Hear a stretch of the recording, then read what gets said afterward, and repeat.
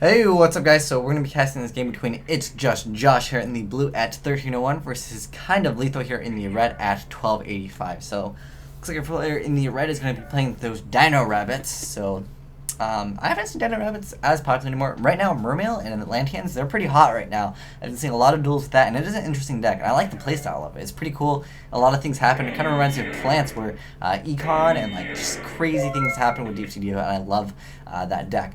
But it looks like we're going to see a first turn Logia, which is pretty standard, I'd say. And it's a Dimensional Prison, which Logia allows to go through. Thing is, it's kind of hard, because after you MST and Logia doesn't negate, you're like, darn, I wish you negated that. Sometimes they will negate. If you hit a key card like a Solemn Warning, they will negate. And it's pretty good to negate stuff like something that would stop you from having your Solemns. Player in the blue, he needs a Spirit Reaper. Hopefully, that is a Spirit Reaper. If it's not, I'm sorry, because Dino Rabbit can punish people really quickly for not having a field. They can overextend really easy and take control over the field, because they're a deck that likes to take control of the field. The part of playing the deck, you do have to run those normal monsters, and he's going to attack. Oh, and he looks like it's a Dino Rabbit mirror match. And I really feel like in this matchup, whoever goes first has a definite edge. I'm sure that you guys will agree with me. And he's going to take 1700, but he drops that Gores, and Logia cannot negate Gores. So we see in main phase 2, set 1, and he was playing Dimensional Prison earlier, so let's see if he attacks Logia. He's going to go for the attack of Logia. I personally would have also considered attacking this. Oh, we see a Forbidden Lance activated, and poor Gores is not going to be as strong as Logia, because he'll lose 800, so he becomes a 1900 attack. And again, I really felt like he should have moved this to attack position. Sure, he will, he'll have his field blank, essentially, but the thing is, now our player in the red, if he draws into another dinosaur, he can now just make a Dolka and basically win, because once Logia is on the field, it has its materials, and Dolka's on the field against Dino Rabbit, it's pretty much game. And the mirror match, it really comes down to who really goes first. That's how I feel, at least. I mean, if you go first and you don't open up and you don't get your rabbit play, then you need something to stop their rabbit play, essentially.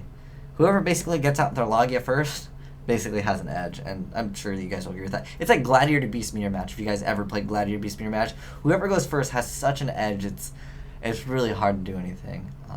But having Gores was there, although Lance was also a problematic card. So a player in the blue sinking, if he wants to go, so he's going to main phase 2, summon Cobblezul, which of course he will allow. He'll say okay, and then once he goes for the Exceed, he can then use Logia's effect to negate the summon of whatever he goes for.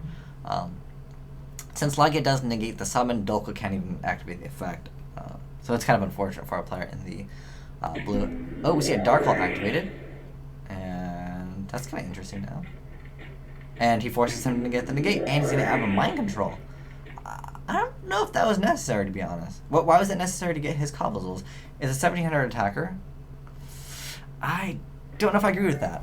I mean, I know Utopia is good against them, but I don't feel there is a need to activate Mind Control. And we see Dark Hole activated.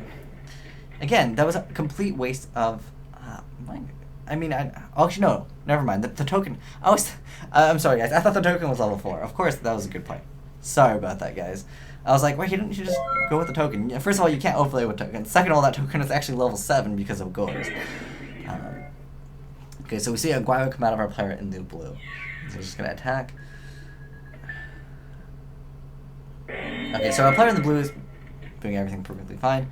He then MSCs, and that's going to hurt just a bit, because that Book of Moon was there for Guaiba to run over the next monster.